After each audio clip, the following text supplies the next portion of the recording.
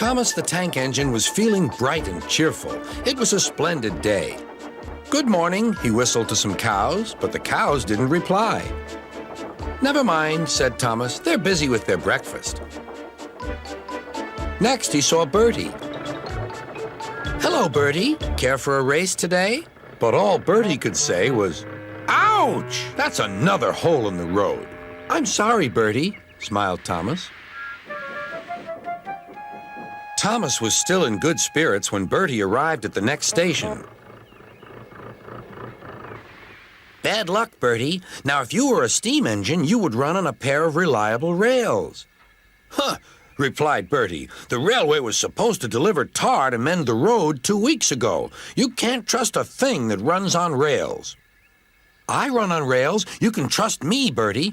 I'll see if I can find out what's happened." And Thomas puffed away towards the big station.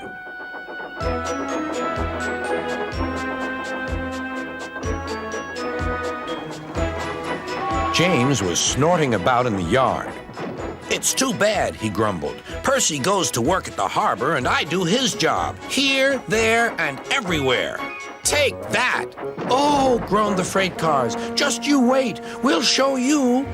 Gordon laughed. "I'll tell you what, James. If you pretended to be ill everywhere, you couldn't shunt freight cars here or go to the quarry there, could you?" "What a good idea," agreed James. "Look, here comes Thomas. I'll start pretending now." Thomas was sorry to see the engines looking miserable. "Cheer up," he puffed. "It's a beautiful day." "Yes," grumbled Gordon, "but not for James." "What's the matter?" asked Thomas. "He's sick," replied Gordon. "Yes, he is. I mean, I am," stuttered James. "I don't feel well at all." "Don't worry," said Thomas kindly. "I'll help out if you're ill." Gordon and James snickered quietly to each other. Some of James's cars were coupled behind Thomas, and he steamed away to the quarry. The cars were still cross. "We couldn't pay James back for bumping us, so we'll play tricks on Thomas instead. One engine is as good as another." But Thomas didn't hear them. He collected all the stone from the quarry and set off back to the junction.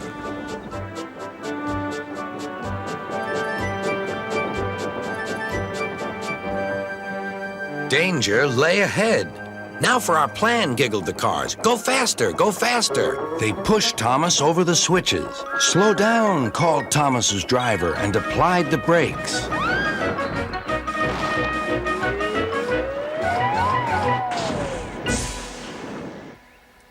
Poor Thomas stood dazed and surprised in a muddy pond as a toad eyed him suspiciously.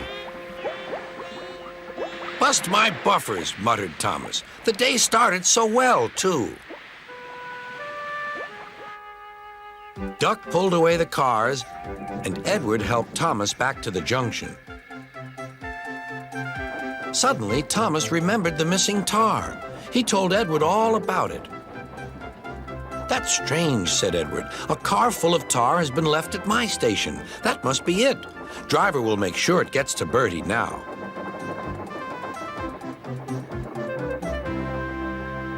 Later, James spoke to Thomas. "I'm sorry about your accident," he muttered, "and so is Gordon. We didn't mean to get you into trouble." "No, indeed," spluttered Gordon. "A mere misunderstanding, Thomas. All's well that ends well." Just then, Bertie arrived. He looked much more cheerful. "My road's being mended now." "Oh, I am glad," replied Thomas. "Thanks for all you did," added Bertie. "Now I know I can trust an engine, especially if his name is Thomas." Gordon and James puffed silently away to the shed, but Thomas still had company. "Well, well," he sighed, "what a day for surprises." The toad, who was looking forward to a ride home, noisily agreed.